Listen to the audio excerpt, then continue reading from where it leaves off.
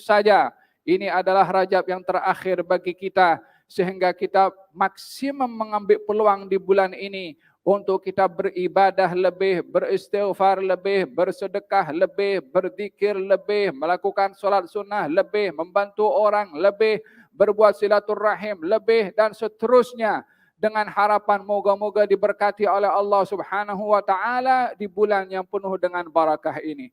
Pada bulan ini juga adalah bulan berlakunya atau tersimpannya benih baginda Rasulullah sallallahu alaihi wasallam dalam sulbi, dalam rahim Siti Aminah, yang bermula daripada bulan Rajab sampai bulan Rabiul Awal adalah kelahiran baginda Rasulullah sallallahu alaihi wa ala alihi wa sahbihi wasallam. Dijadikan bulan ini adalah bulan untuk kita mendekatkan diri kepada Allah, dengan kita bermuhasabah sejauh mana sikap kita kepada Allah dengan apa yang Allah telah berikan kepada kita. Untuk kita bermuhasabah sejauh mana ingatan kita kepada Allah dengan tidak pernah lupanya Allah Subhanahu wa taala kepada kita. Oleh sebab yang demikian, menjadi syiar di bulan Rajab ini untuk kita memperbanyak istighfar kepada Allah Subhanahu wa taala, yang mana dengan istighfar akan dicurahkan oleh Allah Subhanahu wa taala kebaikan di dunia dan juga di akhirat. Bukankah itu yang menjadi tujuan kita hidup di dunia ini, mendapatkan kebaikan di dunia dan juga mendapatkan kebaikan di akhirat?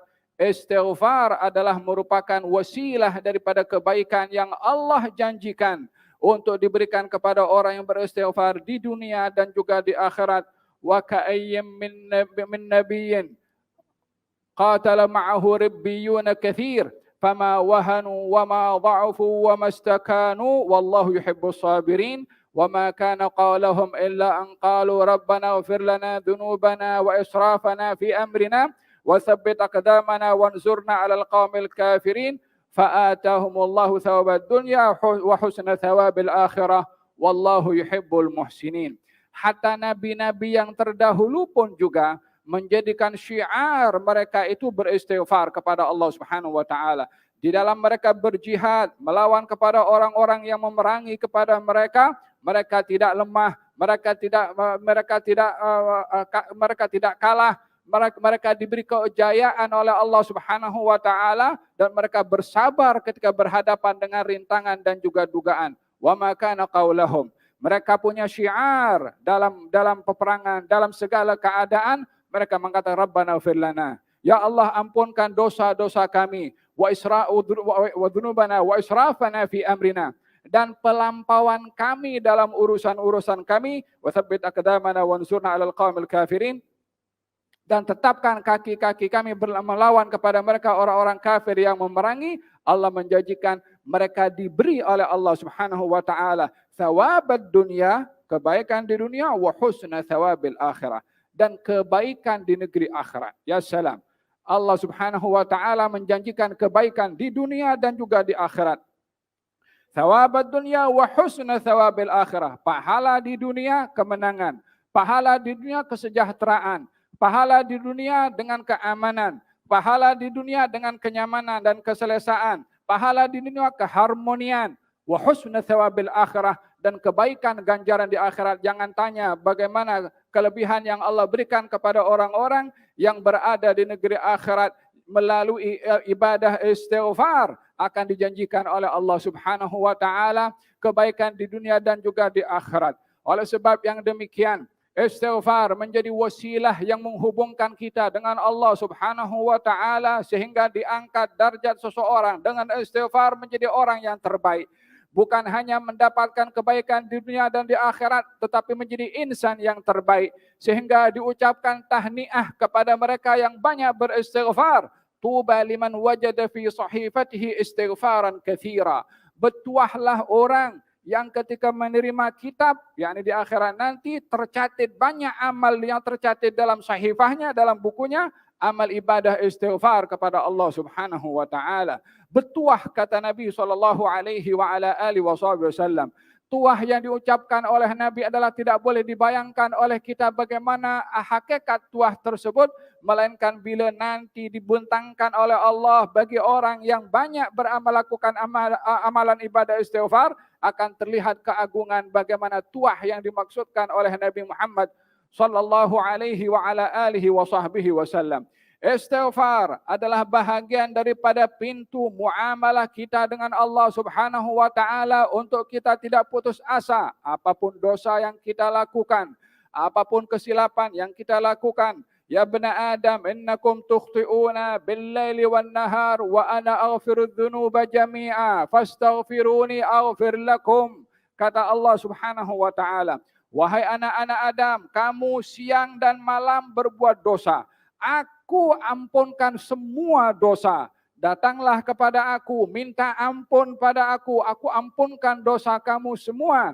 Demikian janji Allah Subhanahu wa taala. Adakah setelah Allah memberikan peluang kepada hamba-hambanya untuk mereka beristighfar, setelah diberitahu kamu ini melakukan salah dan dosa siang dan malam, innakum tukhti'una bil-laili wan-nahar. Kamu melakukan dosa siang dan malam. Adakah di antara kita pernah menghitung berapa dosa yang kita lakukan setiap hari? Ya, kita tak pernah menghitung. Malaikat kanan dan kiri menghitung. Raqib dan Atid menghitung setiap dosa yang kita lakukan. Bahkan gerakan di dalam hati pun daripada dosa dilakukan oleh hati akan dicatat.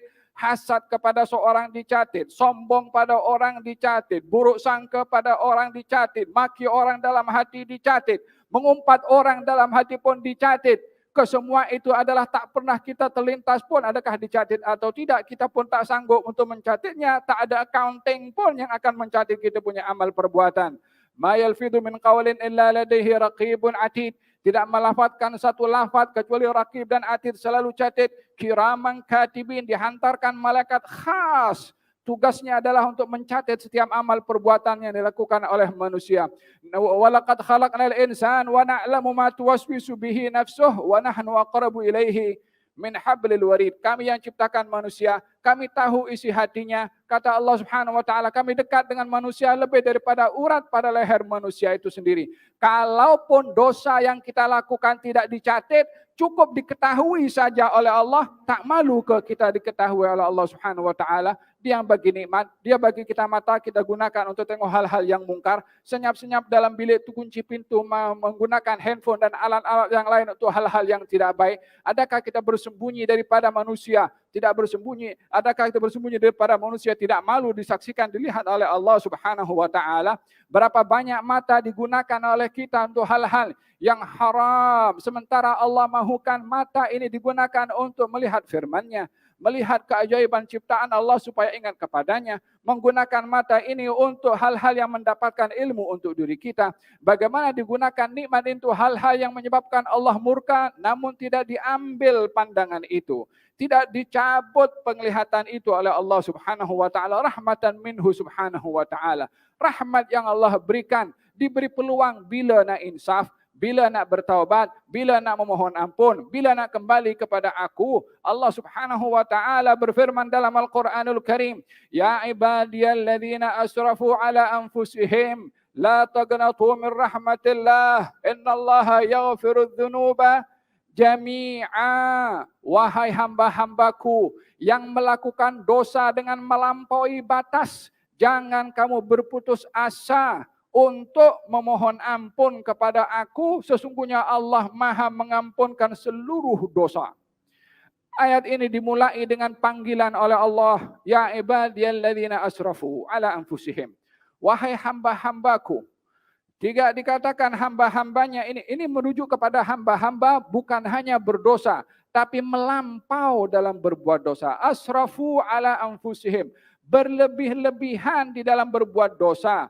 Berlebih-lebihan menzalimi dirinya sendiri. Tidak ada orang berbuat dosa kepada sesiapapun. Pada hakikatnya dia zalim pada dirinya sendiri. Karena dia yang akan tanggung hukuman daripada dosa tersebut. Baik itu apapun bentuk dosanya, hakikatnya dia zalim kepada dirinya sendiri karena dia akan tanggung perbuatan salah dan dosa yang ia lakukan. Allah Subhanahu wa taala panggil kepada hamba-hambanya yang melampau dalam berdosa, yang melakukan kezaliman kepada diri mereka sendiri. Ya ibadi, wahai hamba-hambaku yang berdosa tadi itu, yang melampau tadi dalam dosanya, masih dipanggil oleh Allah, wahai hamba-hambaku. Bukankah ini adalah mazhar, fenomena daripada rahmat yang Allah tunjukkan kepada hamba-hambanya yang berdosa untuk tidak putus asa kembali kepada Allah Subhanahu wa taala. Kata dalam hadis qudsi yang lainnya, Allah berfirman, kalau manusia ini datang kepada Allah dengan dosa selangit dan juga bumi, yakni seluruh alam ini dipenuhi dengan dosa manusia, kalau dia datang kepada aku, kepada Allah, memohon ampun, aku ampunkan dosanya semua dan aku tidak peduli sebanyak mana dosa yang dia lakukan. Rahmah daripada Allah Subhanahu wa taala, ini muamalahnya kepada kita. Ini sikapnya kepada kita. Ini rahmatnya yang ditunjukkan oleh Allah kepada kita. Dengan terbuka begitu luas rahmat tersebut, adakah kita mengambil peluang? Adakah kita mengambil manfaat daripada terbukanya pintu rahmat? Adakah kita ini terdetik dalam hati untuk kembali dan insaf, lalu tidak ingin melakukan dosa sekali lagi? Ini adalah merupakan satu peluang, pintu terbuka yang khawatir kalau kita tidak masuk, tak akan terbuka lagi untuk kita. Kemana kita akan cari pengampunan dosa? Jangan sampai di akhir hayat, lalu kemudian kita nak memohon ampun kepada Allah Subhanahu wa taala sehingga ditegur oleh Allah Subhanahu wa taala dalam Al-Qur'anul Karim. Bukanlah taubat itu bagi seseorang yang kalau sudah ajal tiba baru dia nak mohon ampun kepada Allah Subhanahu wa taala. Ya ibadiyalladzina asrafu ala anfusihim la taqnatu min rahmatillah. Kamu jangan putus asa daripada mendapatkan rahmah daripada Allah Subhanahu wa taala. Innallaha yaghfiru dzunuba jami'a. Allah mengampunkan segala dosa. Semua dosa, demikian janji Allah Subhanahu wa taala. Mari kita jadikan bulan Rajab ini adalah bulan untuk kita berdamai dengan Allah. Untuk kita bermuhasabah apa yang Allah bagi kepada kita dan bagaimana kita bijak menggunakan apa yang Allah bagi. Apapun yang kita lihat daripada pemberian Allah, sejauh mana kita gunakan pemberian tersebut. Baik itu umur, harta, tenaga, masa, duit, kedudukan, apapun juga. Di bulan Rajab ini jadikan bulan untuk kita berdamai dan menggunakan semua wasilah yang diberikan oleh Allah untuk kita mempergunakannya dengan terbaik mungkin, dengan harapan, dengan adanya bulan Rajab dan bijaknya menggunakan nikmat ini diberikan oleh Allah Subhanahu wa taala kepada kita. Masa-masa dan bulan-bulan yang akan datang akan ditambahkan lagi berkatnya oleh Allah sehingga kita sudah sampaikan kepada bulan Ramadan. Bukan hanya bulan Ramadan yang akan datang, tapi bulan Ramadan yang akan datang tahun hadapan insya Allah.